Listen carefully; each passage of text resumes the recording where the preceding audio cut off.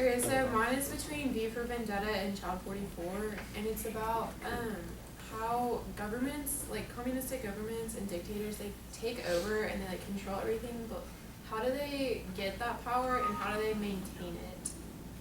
Because like obviously in Child 44, everyone that wasn't Leo like knew how terrible the living conditions were, and like they didn't even have fresh food and stuff like that. So like how does the government keep them from like rebelling or revolting or wanting to do that? What's the other one you did? Child 44? Yeah. V for Vendetta. I mean, I feel like a lot of it's fear. But like what did they do? Like what was so create terrible? that fear? Out of curiosity, is it just communist governments or just totalitarian governments? Well, I guess both. I just put communistic because that's what I thought of. Because like things like people like Hitler and like Stalin, like they create. Hitler wasn't a communist. He was too bad or shit.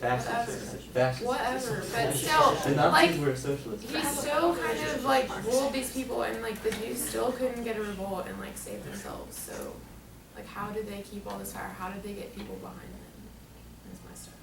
I guess a lot of it, it's just like they have a unified force where the others don't. They just organized faster. I mean, half of that is like also how you win wars, you know. It's whoever gets their crap together first. So I think you also just asked two questions, because you just said, how do they get people behind them?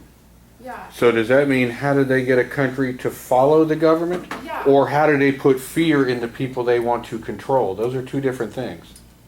Well, I guess kind of both, because you need followers to instill fear, don't you? Like you have to have people behind you that are like enforcing what you say. You know, like you can't just come in and say like, okay, everybody do this, and then expect everyone to comply unless you have people that are like, do it, you know, or like you're gonna die, stuff like that. You know, like how do you get that?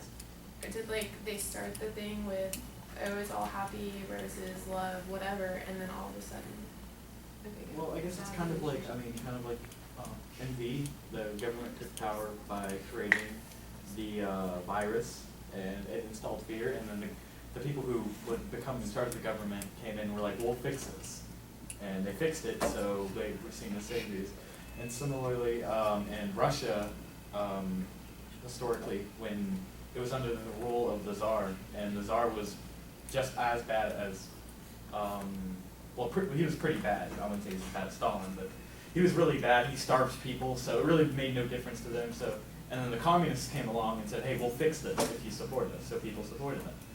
So I guess it just kind of starts off as like they seem like friendly people, and they seem like they're trying to help, and then once they get in power, they just slowly build up power, consolidate strength. They keep getting, because the people keep trusting them more, they keep consolidating strength until they're too strong for the people to be like, wait a minute, they're not helping us at all anymore.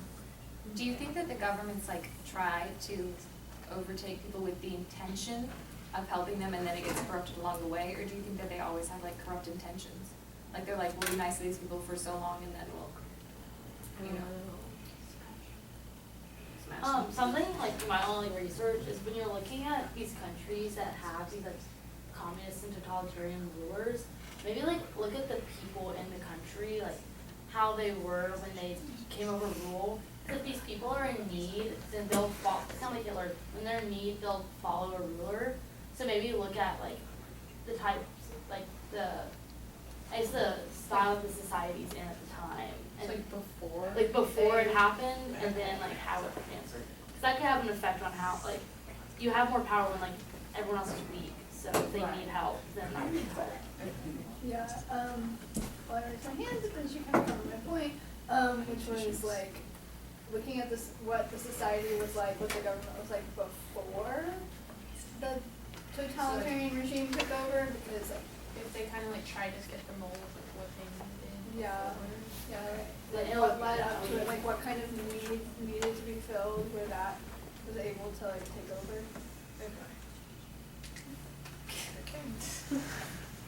Going back to what MC said, is it necessary sometimes for a government to create a tragic situation to where they can then rectify it themselves and seem like their own heroes?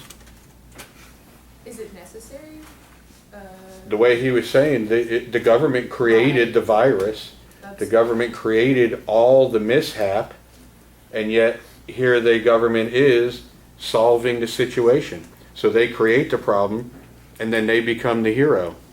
As they become the hero, they can then take all the power. Sometimes they don't even have to like create a problem. Sometimes the problem is just present, and they use that. It was with Hitler, because Yeah, there was like with Hitler. unbelievable economic Same thing inflation. with the communists in Russia. Like the Tsar was starving people; they were at war. He was just sending them off to die. It was basically still serfdom, and the communists were like, "We'll change the system." Yeah, and Stalin came in with a 5-year plan to have farms and food and Yeah. Yeah, that was Mao. Yeah.